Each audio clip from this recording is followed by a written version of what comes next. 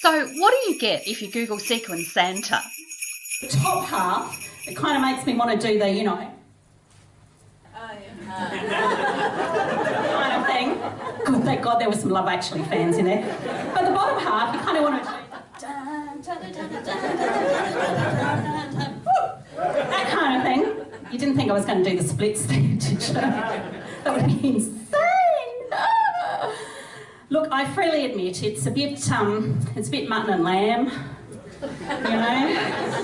This time of year, a bit old chook and chick, and I feel like a bit of a turkey, really. Actually, I feel like a turducken.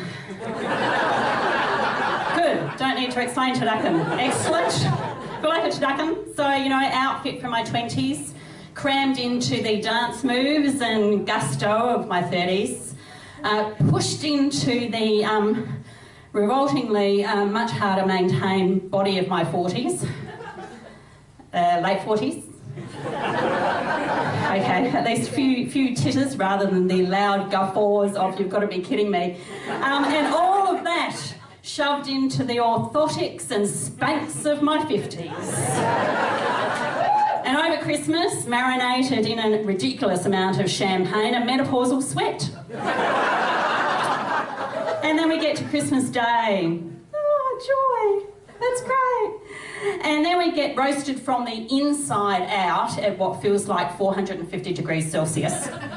Served up to the Christmas table, either piping hot or scalding, or freezing cold, who knows. Libations of much sparkling burgundy, and then served up with a little side jug of banal small talk, a little soupçon of bar humbug, a little pinch of "I'm never wearing that fucking paper hat," and garnished with a liberal sprinkling of "ho, ho, fucking ho." That, ladies and gentlemen, is what I think of Christmas. Oh, look, I have to say, I don't mind it, but my Grinch tendencies come out, I have to say, but I do enjoy the parties, so that's good fun, celebrating with friends. We had the Jokers Christmas party last weekend, and it was awesome. We all had to come as our own superpower or superhero, and I have to say that we were all outclassed and out-superheroed by the lovely, recently engaged Alan Bron up by the door, who came as the gay agendas. It was brilliant. I myself came as the menopausal marauder. So I wore my "I'm an intelligent, classily educated woman who says fuck a lot" t-shirt, and on the back I pasted my menopausal marauder logo, able to... Oh, see, I've got menopausal head. I knew I'd have to write these on here. Hang on. Oh, hang on. Here we go. Able to go from horny as shit to "don't touch me" in 2.6 seconds. Able to scull a bottle of wine and eat a block of chocolate faster than a Jenny Crager. Able to carry 10 times my own weight in irrational anxiety. And able to turn a single word about my ass into friggin' Armageddon. I'm the menopausal marauder. Don't mess with me unless I say you can. Yay! That was my superhero. I loved it. It was good fun. We had a lot of fun. I have to say, the thing that I have really enjoyed is taking my new mancessory around to some of the Christmas parties. For the regulars, yes, new mancessory. Been on scene for a few months now. I know, as crazy as Trump getting elected president, really, but But I still have that really awkward moment of how do you introduce this person to your friends? It's ridiculous. So, at the start, so you just go, "This is Pete." Doesn't mean anything. But, if there's a bit of a pause, he might sort of think you're kind of going, "This is, oh, who are you again?" And after a few months, I find just "this is Pete" is a bit inadequate, doesn't really say what I want it to say. And I hate the word partner. I hate it. Look, I had a business partner who was also a life partner. No longer. And so I don't like the word partner. I looked up a definition of it, and I thought, hang on. It's right here. Where else does Mrs. Santa keep her presents? Because she doesn't have a sack. So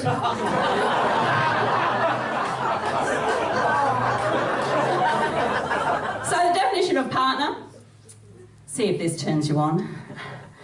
A person who takes part in an undertaking with another, especially in a business or firm with shared risks and profits.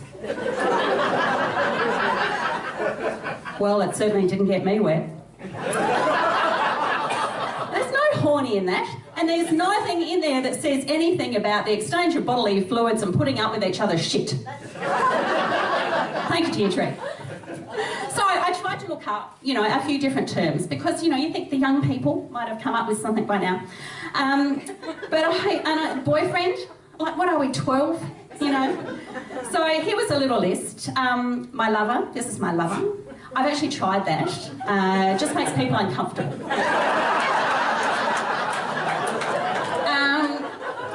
Man friend, this is my man friend. I think people just think that's his name. Oh, this is my man friend. Oh, Manfred, lovely to meet you. Same thing with Beau. This is my companion. Where's the dog? Or they look for a lead and collar. This is my personal favourite, although I wouldn't probably use it. This is my life hostage. So then they're probably looking for the lead collar and the handcuffs. And then there was, although I have to say, we went to a function where he was dressed, my mancessory was dressed in a tux in black tie. Oh my God, ladies. Isn't a tux just like lingerie to men? Oh, wonderful he looked. And the last one was escort, and I thought I could have passed him off for that because I think some people might have paid money. But essentially, during the night, someone is going to ask the cost, and that's just going to be embarrassing. So I've thrown all those away, and I'm kind of going with, this is my Pete, because I think that just has the right tone of territorialism and hands-off single bitches. So we're working with that. But it is long distance. He lives in Melbourne. It's kind of like long distance relationships are a bit like dog years. 2 days is kind of 2 months. So you've got to keep it a bit exciting. So I've got a couple of tips for you just in case. So one of them is I have let him know that I've got a selection of sex toys, some of which have appeared on this stage. But I did learn my lesson is don't leave them on the bedside table. Particularly if they look like a bone or more accurate, anatomically accurate, a boner, because the dog just sees toy. And the teeth marks are a little bit disturbing. And if we're perfectly honest, a little bit uncomfortable. The other thing is that I did drop the hint that I really enjoy a threesome. But I didn't want to let him know that normally that's just me, Battery Bob, and the cat staring down disdainfully from the top of the cupboard. Just some things you don't need to share.